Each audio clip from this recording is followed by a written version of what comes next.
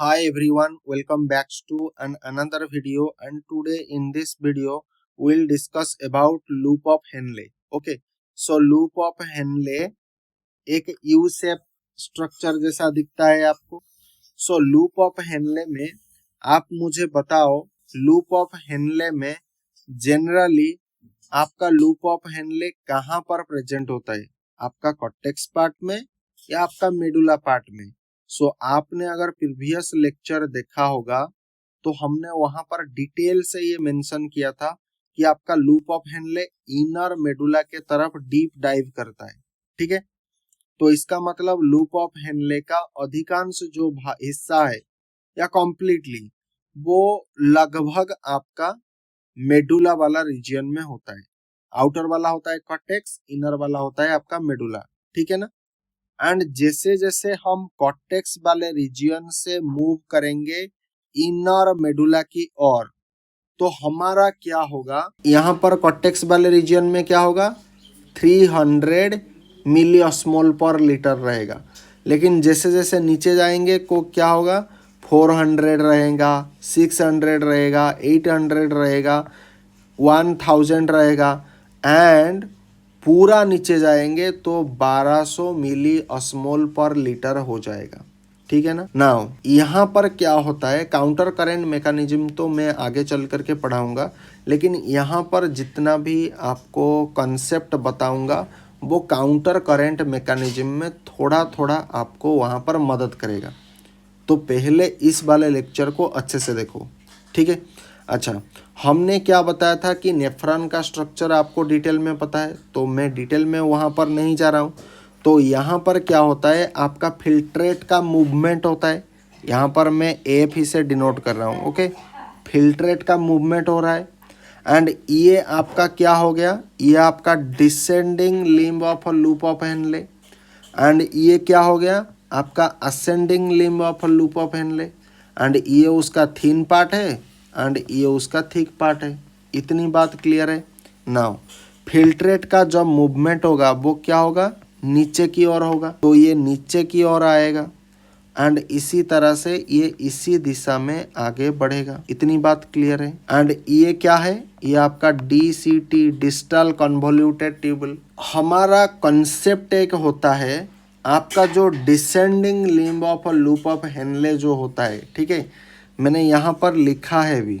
Okay, आपका जो descending limb of loop of Henle जो होता है वो परमिएबल टू वाटर होता है, लेकिन नियरली इम्परमिएबल टू इलेक्ट्रोलाइट, अर्थात इसके माध्यम से इलेक्ट्रोलाइट नहीं जा सकता है लेकिन वाटर जा सकता है. अब वाटर ऐसा नहीं कि अचानक चला जाएगा, वाटर ऐसा नहीं कि अचानक चला जाएगा. वो देखो यहाँ पर क्या होता है, आपका कंसेंट्रेशन ग्रेडियंट का एक रोल प्ले होता है एंड ऑस्मोसिस का भी रोल प्ले होता है. भाई यहाँ पर बता दिया गया कि आपका जो descending limb of loop of Henle जो होता है वो permeable to water, nearly impermeable to electrolyte.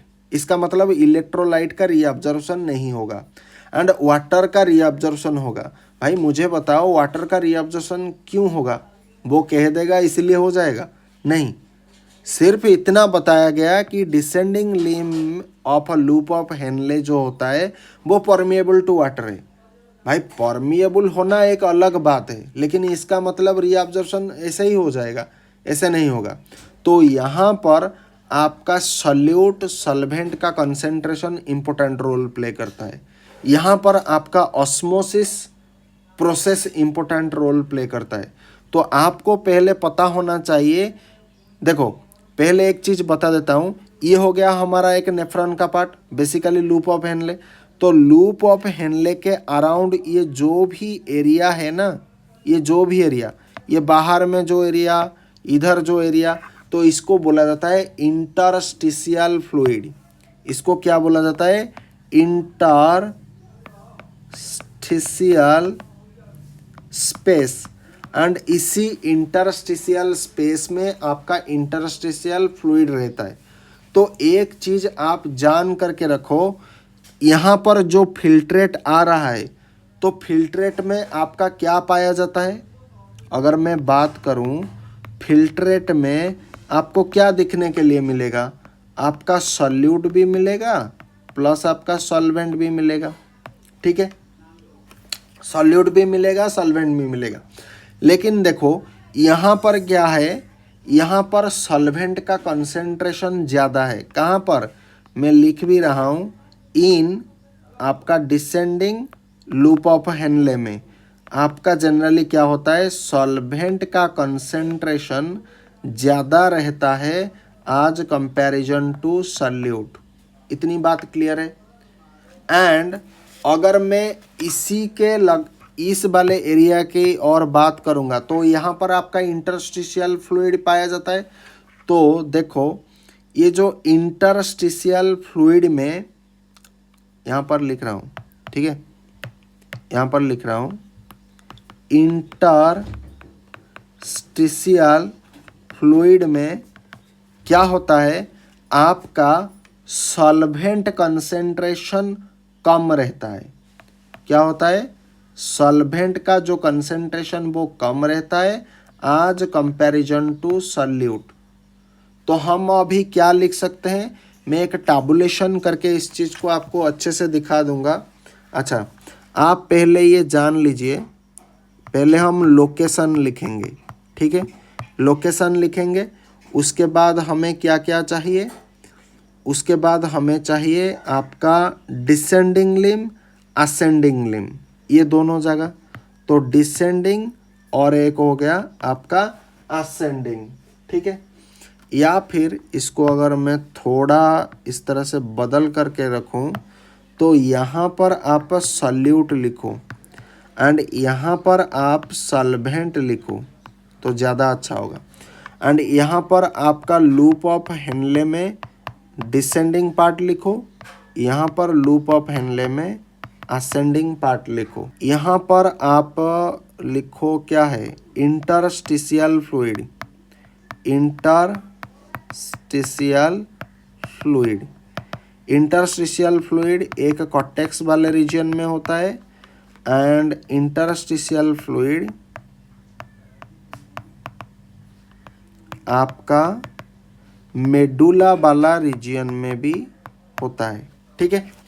तो यहाँ पर देखो मैंने क्या बताया था, यहाँ पर देखो आपका इस वाले पर्टिकुलर एरिया में आपका सॉल्वेंट का कंसेंट्रेशन ज़्यादा है एंड इंटरस्टिशियल फ्लूइड में क्या है, सॉल्वेंट का कंसेंट्रेशन कम है। तो मुझे बताओ ऑस्मोसिस का डेफिनेशन क्या है, movement of a water molecule from, solvent मतलब क्या है, वाटर, सॉल्वेंट मतलब वाटर है ना।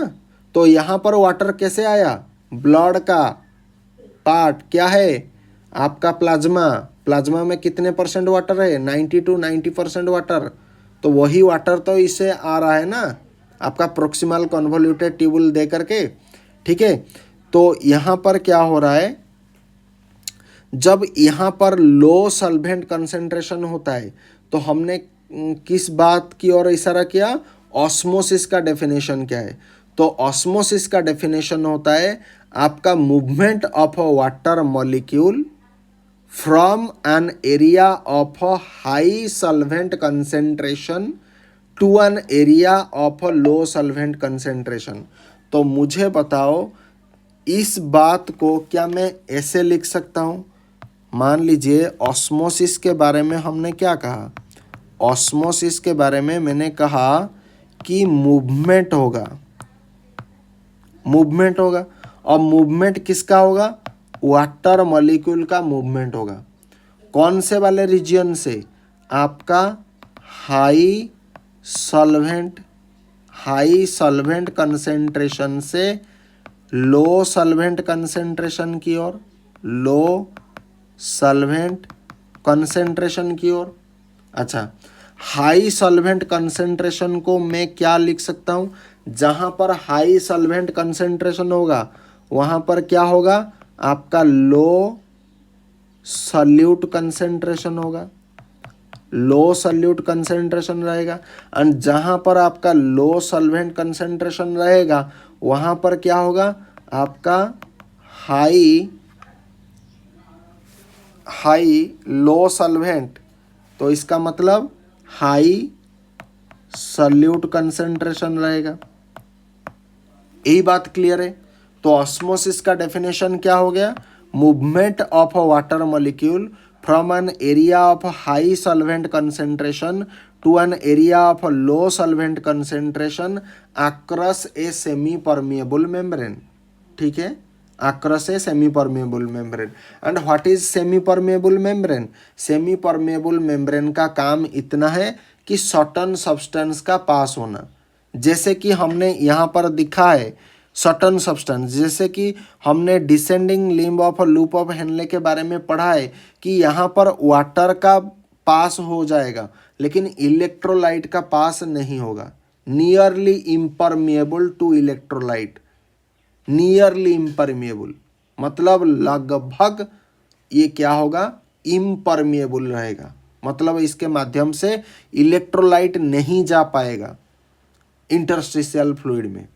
ठीक है, तो इंटरस्टिशियल फ्लूइड में जब वाटर आता है तो यही वाटर इंटरस्टिशियल फ्लूइड से, तो हमने क्या बताया था, इसके चारों ओर क्या है आपका पेरिट्यूबुलर कैपिलरीज है। तो जो वाटर यहाँ पर आएगा वो पेरिट्यूबुलर कैपिलरीज में चला जाएगा। पेरिट्यूबुलर कैपिलरीज में चले जाने से वो क्या होगा, एक काउंटर करंट डेवलप होगा and through out the body circulation में ये चीज़ मेंटेन हो जाएगा। तो हमारे बॉडी में जो वाटर इलेक्ट्रोलाइट का बैलेंस मेंटेन रहता है वो इसी चीज़ के माध्यम से रहता है। यही लूप ऑफ हेनले एंड भासा रेक्टा मिल करके आपका ऑस्मो रेगुलेशन करते हैं, maintenance of ionic and electrolyte balance, यही चीज़ करते हैं। ठीक है, यही दोनों करते हैं। नाउ तो आपने डिटेल में समझ लिया कि यहाँ पर क्या खेल चल रहा है। अच्छा मुझे बताओ, यहाँ पर वैसे भी देखो कंसंट्रेशन धीरे धीरे क्या हो रहा है, कॉर्टेक्स पार्ट में 300 था मिलियोस्मोल पर लीटर, लेकिन जैसे जैसे नीचे गया इसका कंसंट्रेशन बढ़ता गया। तो जैसे इसका कंसंट्रेशन बढ़ेगा इसीलिए वाटर का रीअब्जॉर्प्शन हो रहा है। ठीक है, वाटर का रीअब्जॉर्प्शन हो रहा है। अच्छा वाटर अगर इस फिल्ट्रेट में मैं निकाल दूं तो मुझे बताओ यहाँ पर लूप ऑफ हेनले में जो बेस में रहेगा यहाँ पर क्या होगा, सॉल्यूट का कंसंट्रेशन बढ़ जाएगा। भाई हमने यहाँ पर एक सॉल्यूशन रखा था, ये हो गया आपका solution. So this is your water, this is your water, this is your water and this particular is your आपका सॉल्ट, या फिर आपका कुछ भी कह सकते हो, सॉलिड कह सकते हो। ठीक है, लेकिन लिक्विड नहीं होगा। तो यहाँ पर मान लीजिए मैं क्या काम करूँगा, आपका सॉल्वेंट को मैं बाहर निकाल दूंगा। तो जब सॉल्वेंट बाहर निकल जाएगा तो भीतर में कंडीशन क्या होगा, भीतर में सॉल्वेंट का कंडीशन लो हो जाएगा, सॉल्वेंट का कंसंट्रेशन क्या हो जाएगा, लो हो जाएगा। एंड मुझे बताओ आपका सॉल्यूट का कंसंट्रेशन क्या होगा, सॉल्यूट का कंसंट्रेशन वही सेम था, एक्चुअली सॉल्यूट का कंसंट्रेशन सेम था, सॉल्यूट तो किधर से बढ़ा नहीं, तो सॉल्यूट का कंसंट्रेशन क्या होगा, बढ़ जाएगा। कैसे बढ़ जाएगा भाई, कंसंट्रेशन 5 मतलब 5, मैं थोड़ा अलग तरीके से पढ़ा रहा हूँ। ओके, 5 मतलब यहाँ तो कोई 5 नहीं आएगा ना, तो इस चीज़ को समझो। ठीक है, तो मान लीजिए सॉल्यूट का कंसंट्रेशन पहले 5 था एंड आपका मान लीजिए आपका वाटर का कंसंट्रेशन 10 था। तो आपने क्या कर दिया, अच्छा 5 और 10 के बीच में कौन बड़ा है कौन छोटा है, 10 ऑब्वियसली बड़ा होगा। तो मान लीजिए 10 से आप क्या करो, टोटली 8 पार्ट निकाल रहे हो, तो बचेगा कितना, 2 पार्ट बचेगा।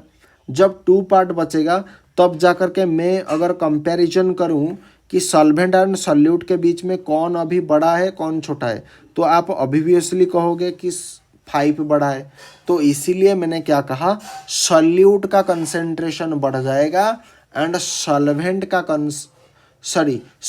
का कंसेंट्रेशन बढ़ जाएगा लेकिन सॉल्वेंट का कंसेंट्रेशन घट जाएगा। ठीक है, तो यहाँ पर देखो, जब लूप ऑफ हेनले में हम पूरा बॉटम पोर्शन में आएंगे तो यहाँ पर आते आते सॉल्यूट का कंसेंट्रेशन कितना हो जाएगा आपका 1200 मिली ऑस्मोल पर लीटर। ठीक है, 1200 मिली ऑस्मोल पर लीटर।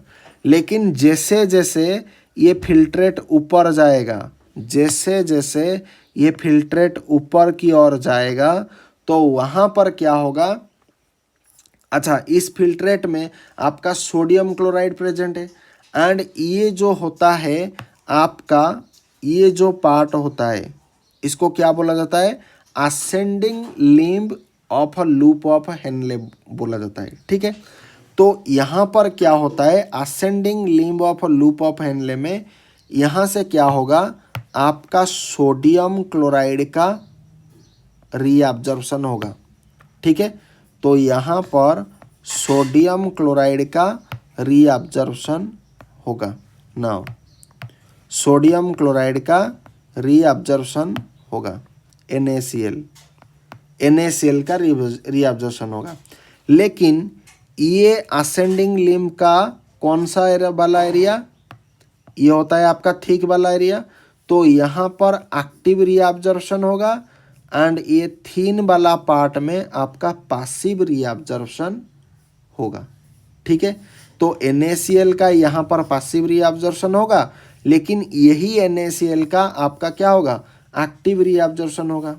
ठीक है, एंड ये ascending limb of a loop of Henle के बारे में एक चीज जान रखो, ये permeable to electrolyte but nearly impermeable to water. इसका उल्टा यहाँ पर क्या था, permeable to water but nearly impermeable to electrolyte, लेकिन यहाँ पर क्या है, permeable to electrolyte impermeable to water.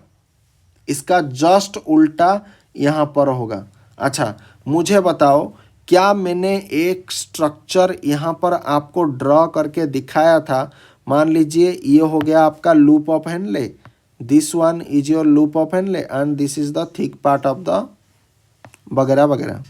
ठीक है, तो मैंने क्या कहा था आपको कि इसके चारों तरफ, इसकी चारों तरफ एक ब्लड कैपिलरीज है, ब्लड कैपिलरीज है, इसकी चारों तरफ एक ब्लड का एक कैपिलरीज इसकी चारों तरफ है। ठीक है, तो मुझे बताओ, ये फिल्ट्रेट इस लाइन में मूव कर रहा है, इस लाइन में फिल्ट्रेट का मूवमेंट हो रहा है, फिल्ट्रेट का मूवमेंट इसी लाइन में हो रहा है ना, ऊपर की ओर जा रहा है। तो यहाँ पर अगर सोडियम क्लोराइड का रीअब्जॉर्प्शन होगा तो इस बीच वाले एरिया में आपका कौन सा प्रेजेंट है, इंटरस्टिशियल फ्लूइड प्रेजेंट है। तो NaCl आपका क्या है, एक प्रकार का इलेक्ट्रोलाइट, एक प्रकार का इलेक्ट्रोलाइट एंड इलेक्ट्रोलाइट यहाँ पर क्या समझा जाएगा, आपका सॉल्यूट समझा जाएगा, सॉल्यूट समझा जाएगा। तो यहाँ पर क्या होगा, सॉल्यूट का रीअब्जॉर्प्शन होगा। तो सॉल्यूट का रीअब्जॉर्प्शन जैसे ही होगा तो यहाँ पर मुझे बताओ, इंटरस्टिशियल फ्लूइड में सॉल्यूट का कंसेंट्रेशन बढ़ेगा कि घटेगा, निश्चित रूप से बढ़ेगा। पहले जितना था अब ज़्यादा आ रहा है तो ज़्यादा कंसेंट्रेशन बढ़ेगा। तो इसीलिए मैंने यहाँ पर एक टेबुलेशन ड्रॉ किया था। मुझे बताओ, इंटरस्टिशियल फ्लूइड जो मेडुला वाला रीजन में, उसका सॉल्यूट कंसेंट्रेशन क्या होगा, बढ़ेगा कि घटेगा। तो आप बोलोगे सर यहाँ पर तो बढ़ेगा। क्यों बढ़ेगा, क्योंकि यहाँ पर इंटरस्टिशियल फ्लूइड मेडुला वाला रीजन में सॉल्यूट कंसेंट्रेशन क्या होगा, हाई रहेगा। तो सॉल्वेंट कंसेंट्रेशन पूछने की आवश्यकता है क्या, क्या लिखोगे सॉल्वेंट कंसेंट्रेशन के बारे में, तो यहाँ पर हाई, तो यहाँ पर क्या होगा, लो होगा। एंड इंटरस्टिशियल फ्लूइड में कॉर्टेक्स वाले रीजन में तो यहाँ पर क्या होगा, लो रहेगा सॉल्यूट का कंसेंट्रेशन।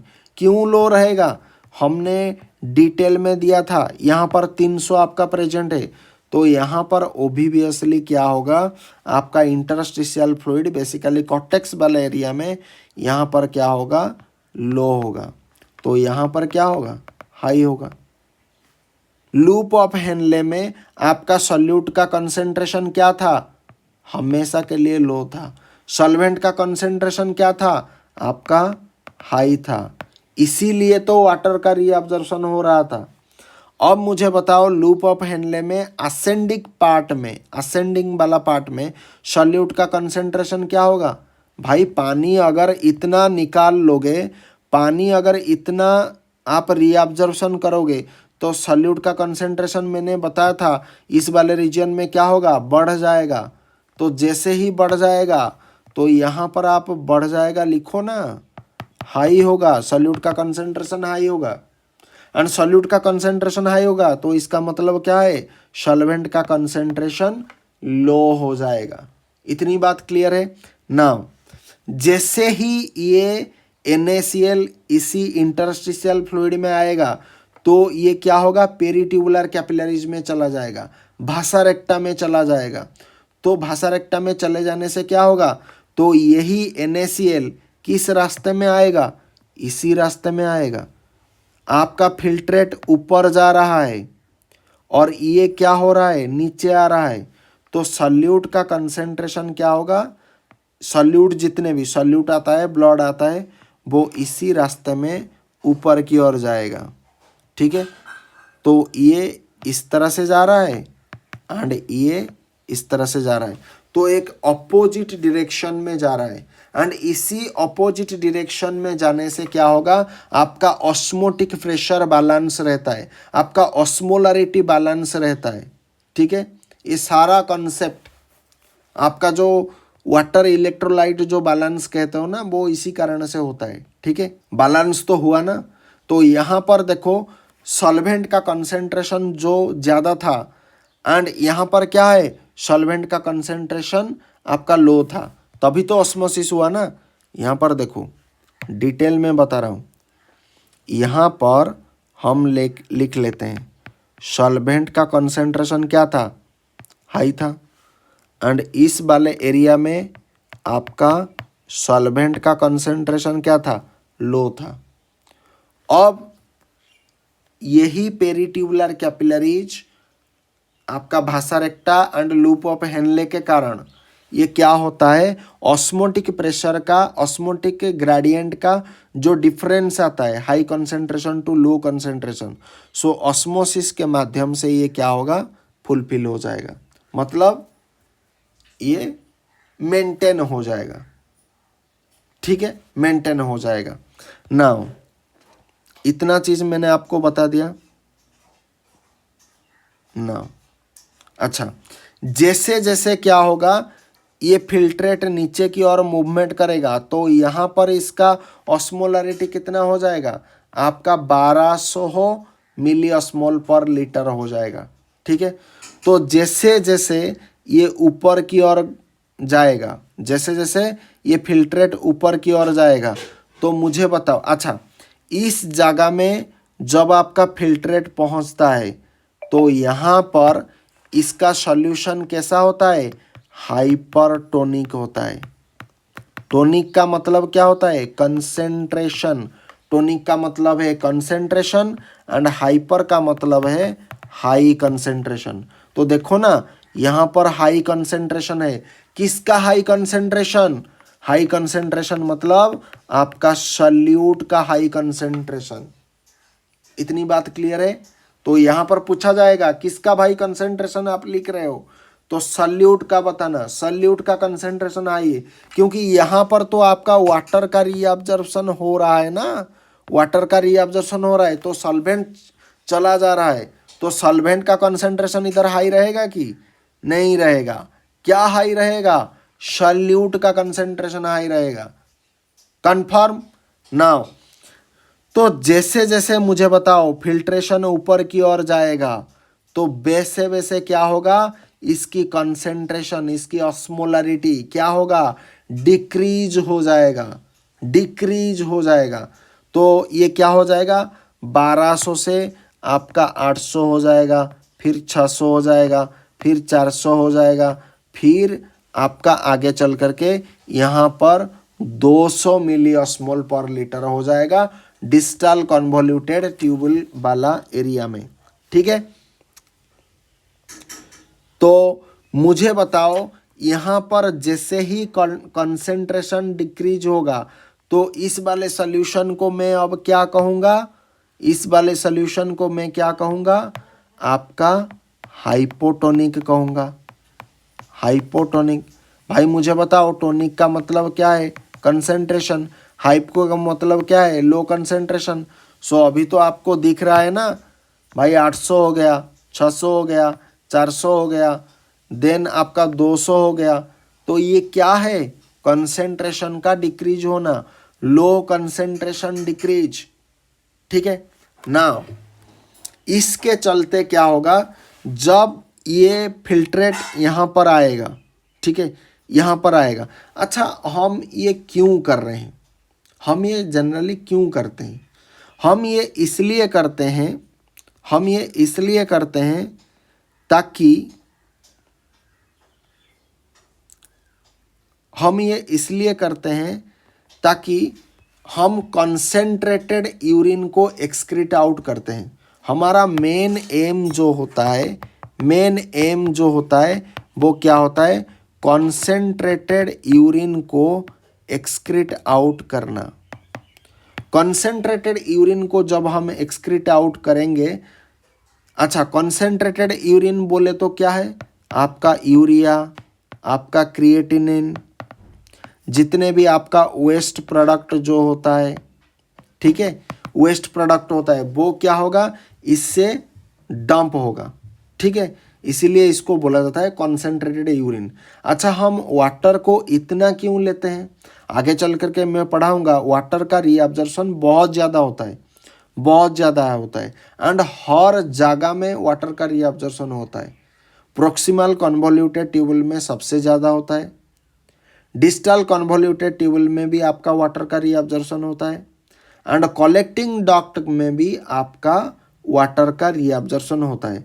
तो इतना अगर वाटर आप रीअब्जॉर्प्शन करोगे तो मुझे एक चीज़ बताना, सॉल्यूट का कंसेंट्रेशन ज़्यादा होगा या सॉल्वेंट का कंसेंट्रेशन ज़्यादा होगा। जाहिर सी बात है सॉल्यूट का कंसेंट्रेशन ज़्यादा रहेगा, क्योंकि इतना वाटर को अगर आप रीअब्जॉर्प्शन करोगे तो सॉल्यूट का कंसेंट्रेशन क्या होगा, ज़्यादा हो जाएगा।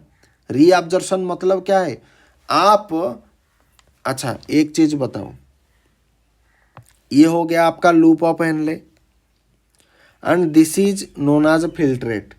तो यहाँ पर मैं क्या कर रहा हूँ, जहाँ पर मैं SARO लगाऊंगा इसका मीनिंग होगा रीअब्जॉर्प्शन, रीअब्जॉर्प्शन।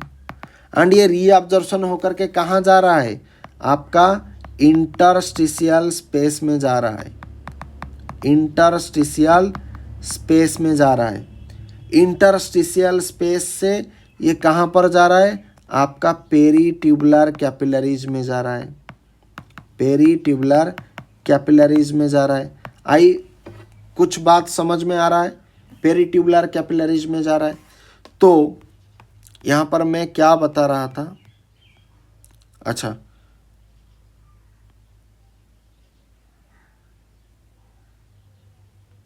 ठीक है, अच्छा मैं क्या बता रहा था भूल गया, ओके कोई बात नहीं। सो पेरीट्यूबुलर कैपिलरीज में जा रहा है, हाँ पेरीट्यूबुलर कैपिलरीज में अगर ये जा रहा है तो यहाँ पर क्या होगा, यहाँ पर सॉल्यूट भी प्रेजेंट है, सॉल्वेंट भी प्रेजेंट है। तो सॉल्यूट का कंसेंट्रेशन क्या होगा, इंक्रीज हो जाएगा, सॉल्यूट का कंसेंट्रेशन क्या होगा, इंक्रीज हो जाएगा, एंड सॉल्वेंट का कंसेंट्रेशन क्या होगा, डिक्रीज हो जाएगा। यही बात मैं बता रहा हूँ। ठीक है, नाउ आपने डिटेल में जान लिया। अच्छा, आगे चल करके हम देखते हैं आपका डिस्टल कन्वोल्यूटेड ट्यूबुल। ठीक है, डिस्टल कन्वोल्यूटेड ट्यूबुल। सो डिस्टल कन्वोल्यूटेड ट्यूबुल में आपका जनरली क्या होता है, कंडीशनल रीअब्जॉर्प्शन होता है। क्या होता है, कंडीशनल रीअब्जॉर्प्शन होता है। कंडीशनल रीअब्जॉर्प्शन मतलब वो कंडीशन के हिसाब से रीअब्जॉर्प्शन होगा, वो ऐसे नहीं होगा। कंडीशनल रीअब्जॉर्प्शन जो भी होगा वो कैसे होगा, under the influence of a certain hormone. ऐसा नहीं कि वो खुद हो जाएगा, ऐसा नहीं।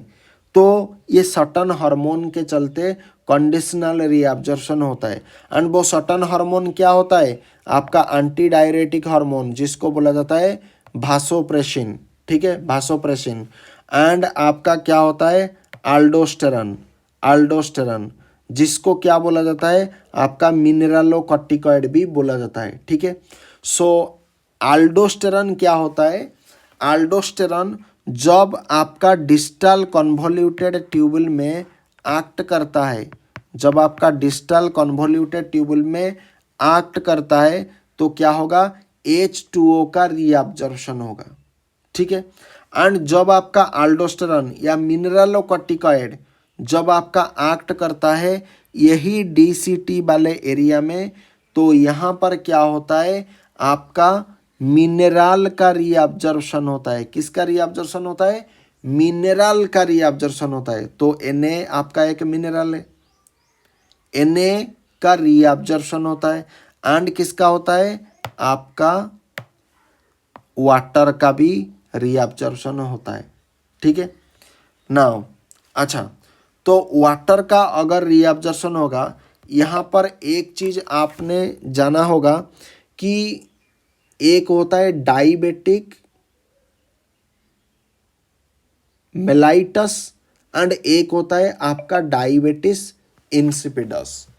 अब हम धीरे धीरे जानते हैं कि डायबिटिक जो मेलाइटस होता है उसमें क्या होता है, इंसुलिन का प्रॉपर रेगुलेशन होने के कारण नहीं होने के कारण आपका शुगर जो होता है वो परिश्रम में आ जाता है डायबिटिस मेलाइटस के क्षेत्र में।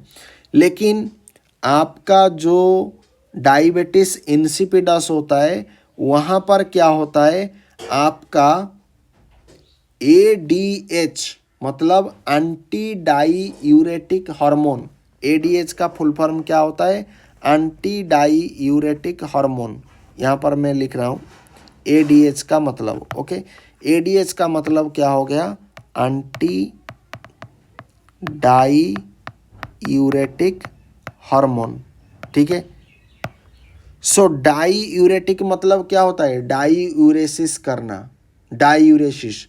एंड डाईयूरेसिस का मतलब क्या होता है, आपका loss of water via urine, loss of water कर देना भाया यूरिन, ठीक है।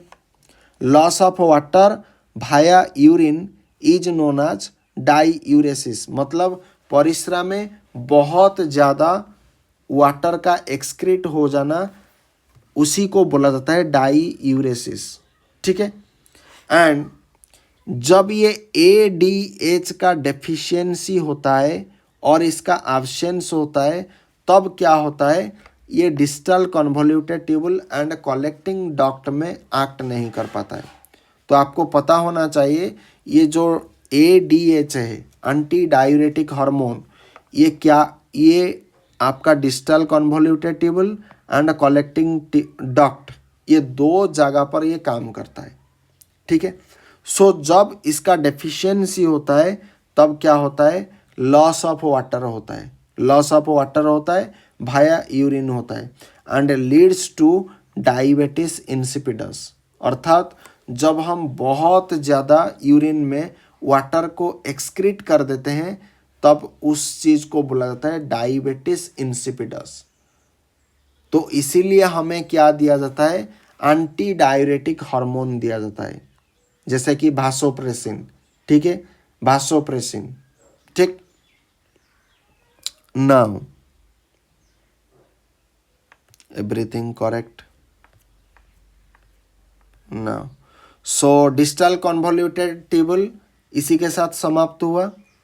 नाउ एक होता है आपका कलेक्टिंग डक्ट। मैंने क्या बताया था, कलेक्टिंग डक्ट में आपका एंटी डायरेटिक हार्मोन भी एक्ट करता है एंड यहाँ पर भी आपका H2O का रीअब्जॉर्प्शन होता है।